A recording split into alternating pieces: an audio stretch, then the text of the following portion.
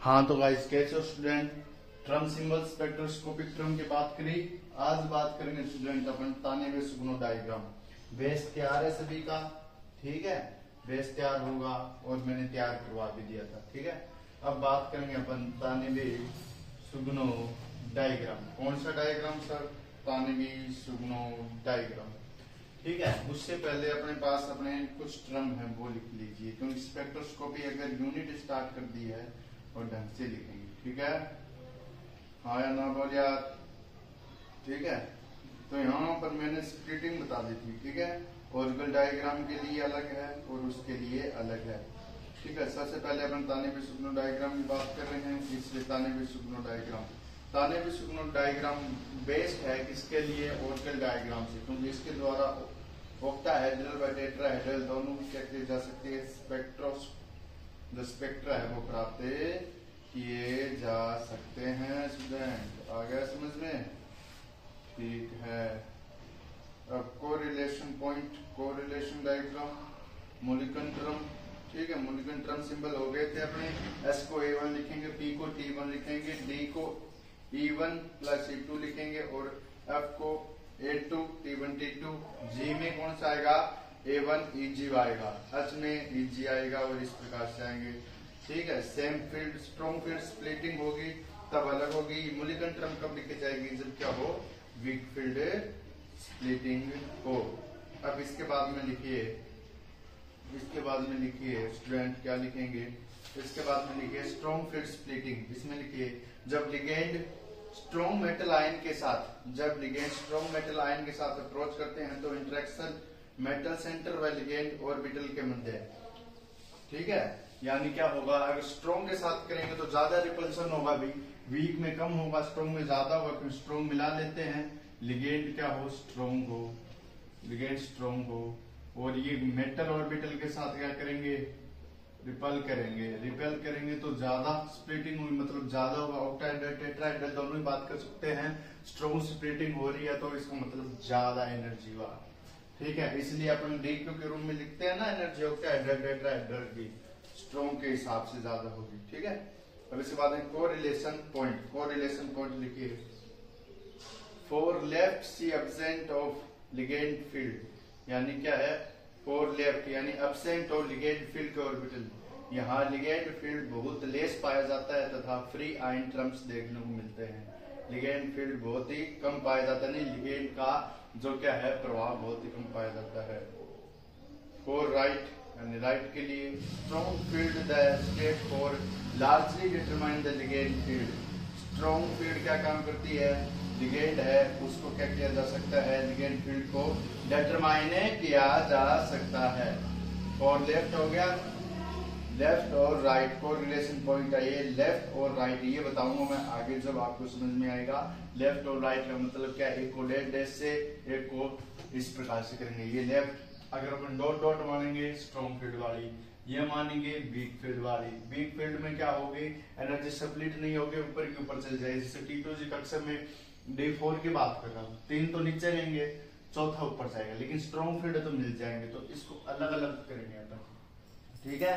यानी strong field में अलग देखने को मिलेगा और वीक फील्ड में अलग देखने को मिलेगा। The real compound situation middle, और जो रियल कंपाउंड है वो मिडिल में स्थित होता है। स्टेट लिखिए T2G twice EG ground state, T2G twice EG ground state. ये बता रहे हैं किस प्रकार से होगा। T2G और जो EG है वो ग्राउंड स्टेट में रहेंगे। T2G की होल ट्वाइस और EG की होल ट्वाइस क्या है? GS है, ये लिख लीजिए GS है। T2G फर्स्ट, T2G फर्स्ट और EG first, first excited state में जाएंगे। T2G first excited first, T2G first excited first, EG first excited state में जाएंगे, यानी उत्तेजित अवस्था में जाएंगे। और T2G और EG square second excited state होगी। T2G होगी और EG की 2 होगी, सेकंड EX होगी। आ गया ना समझ में? तो ये है, ये आपको तब समझ में आएगा जब अपन D7 की बात करेंगे अलग अलग से, ठीक है। D7 की, D6 की, D4 की, D5 की, तब आएगा ये समझ में। इसलिए इतना लिखने। लेफ्ट के लिए क्या होगा? लेफ्ट में कौन सा होगा? लिगेंड फील्ड होगा उसमें क्या होगा, बहुत ही लेस पाया जाएगा, यानी वीक वाली टर्म देखने को मिलेगी। और राइट में कौन सी टर्म देखने को मिलेगी, यानी राइट में वो टर्म देखने को मिलेगी जो क्या होगी, लार्जर या स्ट्रॉन्ग फील्ड होगी। लेफ्ट राइट पता है ना, और स्टेट ये बताई थी। Origin of theoretical terms in octahedral symmetry, octahedral symmetry. अब इसके बाद अपन जो स्प्लिटिंग है वो पढ़ेंगे अपन।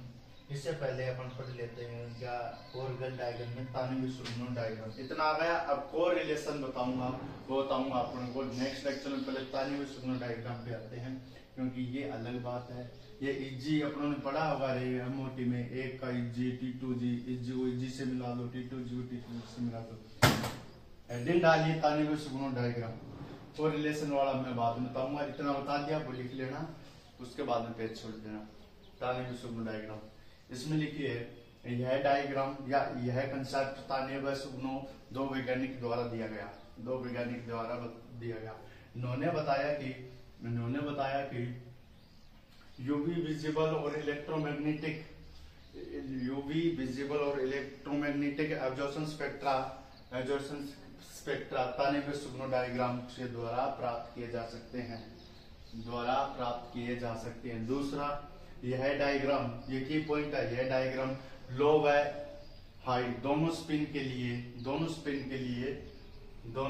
कॉम्प्लेक्स के लिए यूज होता है। फोर्थ पॉइंट लिखिए, इसके द्वारा कॉम्प्लेक्स प्रकार के मेटल स्पेक्ट्रा का डिटरमाइन किया जा सकता है। इसके बाद में लिखिए, इसके द्वारा ऑक्टा व टेट्राहेड्रल दोनों के एब्जॉर्प्शन स्पेक्ट्रा पता लगाया जा सकता है। 5 नंबर पॉइंट लिखिए, जो ऑल एनर्जी टर्म है वो क्या आती है, all energy term ground state में प्लॉट की जा सकती है। अब इसके बाद में लिखिए तानवी सुगनो ग्राफ। देखिए यह ग्राफ एनर्जी ऑर्बिटल्स व ऑक्टाहेड्रल के ऑर्बिटल स्प्लिटिंग के मध्य खींचा जाता है या इसे रेके पैरामीटर भी कहा जाता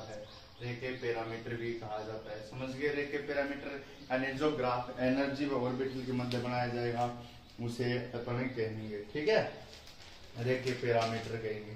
रेके पैरामीटर समझ गए, ये ऑर्बिटल की एनर्जी है E/B वाली, और ये D/B है, ये रेके पैरामीटर है, यानी डेल है, डेल नोट यानी ऑक्टाहेड्रल के लिए। यानी अपन समझ गए, इसमें ऑक्टाहेड्रल की एनर्जी को क्या करते हैं, किस एक्सिस पर लेते हैं अपन, ऑक्टाहेड्रल एनर्जी को एक्स एक्सिस पर।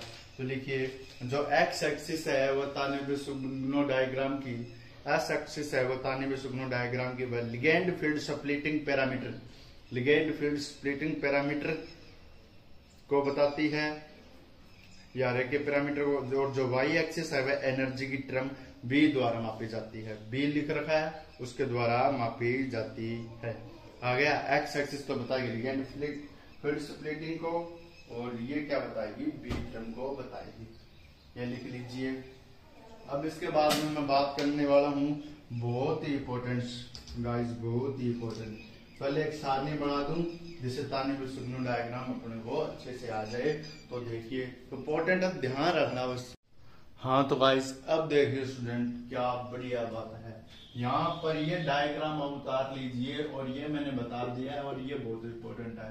कॉन्फ़िगरेशन टर्म सिंबल्स D1 और D9 है, इनके बीच में कॉमा तो नहीं आता है, मैं और लगा देता हूँ, ठीक है, D1 D9 लिख देता हूँ, ये लगा सकता हूँ, ये लगाया, यानी D1 और D9, ये मत समझना D1 से D9 है, D1 और D9 2D में स्प्लिट होगा। और ये है D2 और D8, ये टर्म सिंबल है, ये 2D और ये टर्म सिंबल मूलिकन टर्म में जाएगी। ये है M term Mulliken term symbol आगे मूलिकन टर्म में डिवाइड होती है। और ये D2 और D8 है, या 3F 3P 1G 1D 1S, अपना मतलब सिर्फ इनसे होगा, हाँ या ना बोल यार, इनसे होगा। तो अपन D2 और D8 का एक साथ पढ़ेंगे, D1 व D9 का एक साथ तानवी सुगनो डायग्राम पढ़ेंगे, बहुत इंपॉर्टेंट है D2 D8 का। ये आएंगे, लेकिन अपन को प्रीफर दो करनी है, क्योंकि अपन को बता चुके हैं, यानी जो हाईएस्ट टर्म होगी वो ग्राउंड स्टेट टर्म होगी, highest term ground state term. अब इससे 2D डिप कहां से स्प्लिट होगी, Eg और T2G में स्प्लिट होगी, Eg और T2G में, Eg 2 T2G 3 बता चुका है मूल्यांकन। 3F और 3P स्प्लिट कैसे होगी, F तो A2G T1G T2G, A2G T1G T2G में, और आपके 3P कैसे स्प्लिट होगी, 3P सिर्फ 3 ही होते हैं ऑर्बिटल, तो कहां होगी, T1G में, ये याद रखना। और अपने ग्राउंड स्टेट टर्म किसको मानेंगे, 3F को, यहां पर तो अपने 2 ही है। अब ये और ये उल्टा है, ये और ये उल्टा है। अब इनकी सेटिंग करवाते हैं स्टूडेंट। अब देखिए, अब आ जाएगा माजरा क्या है, एनर्जी कहां रखनी है, वाई एक्सिस पर, एक्स एक्सिस पर क्या रखना है, रेखे पैरामीटर। रेखे पैरामीटर आ गया समझ में। रेखा पैरामीटर क्या है, Racah parameter electron, inner electron configuration से प्राप्त होता है, ठीक है, जिसे एक्स एक्सिस पर तानिब सुगनो डायग्राम के लिए उपयोग किया जाता है। और ये क्या बताता है, ये लिगेंड स्प्लिटिंग को बताता है और ग्राउंड स्टेट टर्म को भी बताता है। ये आ गया रेखे पैरामीटर में, फिर से लिख लीजिए, रेखे पैरामीटर लिख लीजिए पहले, रेखा पैरामीटर यह है इनर इलेक्ट्रॉनिक रिपल्सन के बारे में बताता है। 3 रेखे पैरामीटर है, पहले फर्स्ट लिखिए, यह इनर इलेक्ट्रॉनिक रिपल्सन का एवरेज है। दूसरा, B व C cross products to individual D electronic repulsion. B व C है वो क्या बताते हैं, इंडिविजुअली, ठीक है, अप्रत्यक्ष रूप से डी इलेक्ट्रॉनिक रिपल्सन बताते हैं। C में लिखिए, B most Racah parameter explain Tanabe Sugano diagram, यानी बहुत ही मोस्ट रेखे पैरामीटर है, एक्सप्लेन तानिब सुगनो डायग्राम।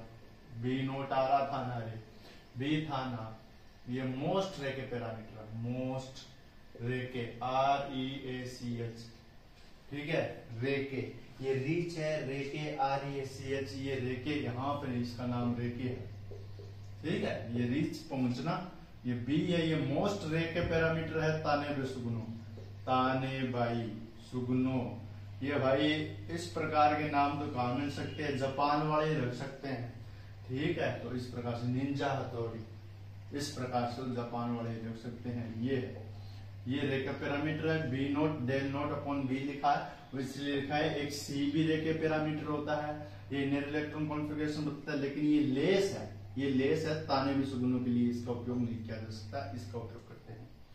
अब इसके बाद में देखिए इसकी एनर्जी स्प्लिटिंग, इंपॉर्टेंट है गाइस, और यहाँ पर बहुत कम आता है D1 D9, आपको ऑब्वियसली क्या है, स्प्लिटिंग अब वाला मिल सकता है, लेकिन यहाँ पर पहले ऑर्गल की बात कर लेते हैं।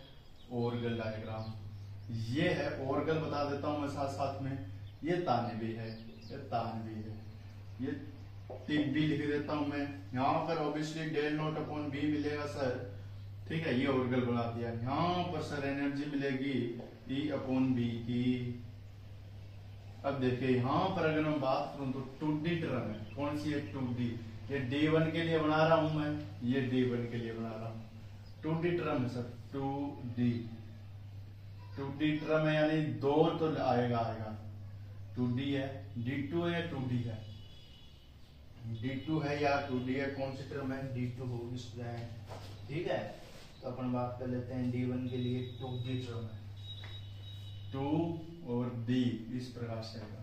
अभी स्प्लिट कैसे होगी, स्प्लिट कैसे होगी, अपनों तो नीचे लिखना है, लेकिन यहाँ पर पैरामीटर आता है, ये ऊपर ये नीचे, तानेब सुगनो ऑर्गल इतना ही बताता है। 2D टर्म स्प्लिट कैसे होगी, Eg प्लस T2G, 2 Eg आएगा और T2G आएगा, 2 T2G आएगा, ठीक है, 2 मात्रा में स्प्लिट होगी, इसलिए मैंने इसको लिखाया, ऑर्गल बन गया।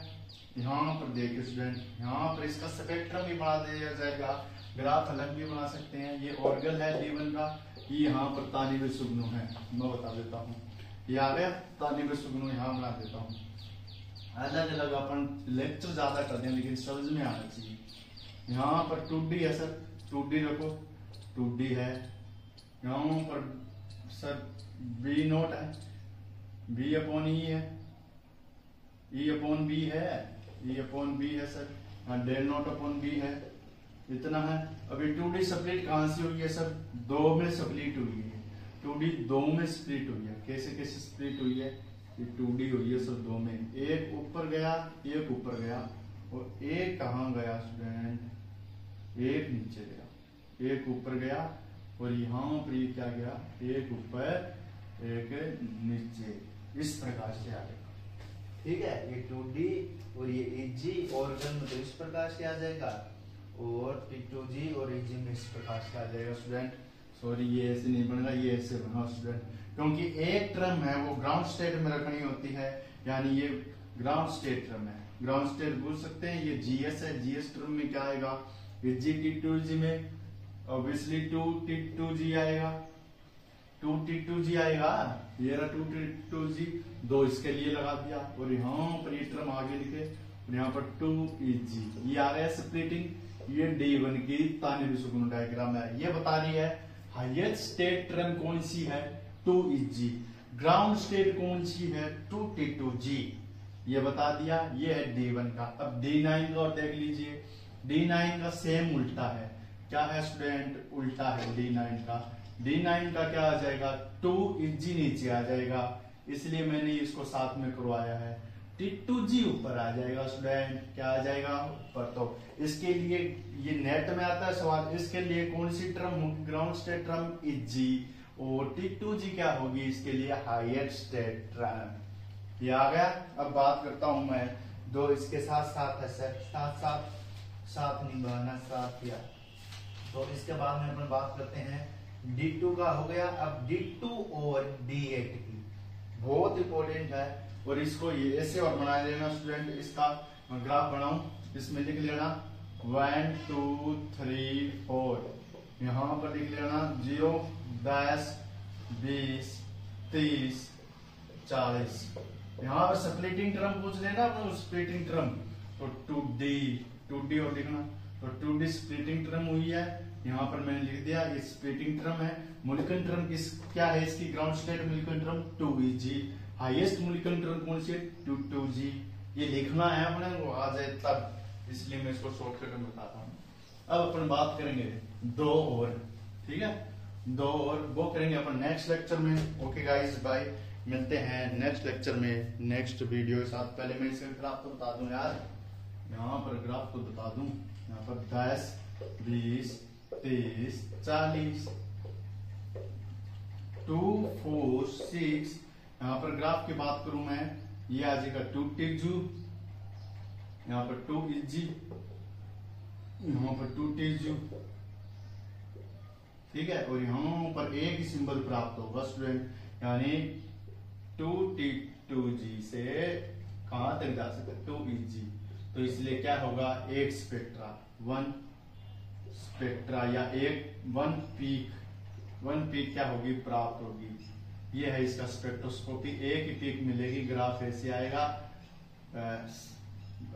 D1 और D9 के लिए ऐसा ही आता है इसका, यहाँ पर E/B और यहाँ पर del नॉट अपॉन B, ऐसे ही आएगा। ये पीक आ गई, ये है इसका ग्राफ, ये इसको ऐसे बनाया है मैंने, ठीक है। अब इसके बाद में अपन बात करेंगे नेक्स्ट लेक्चर में D2 और D9 की, D2 और D8 की, वो भी सेम है, थोड़ा अलग है।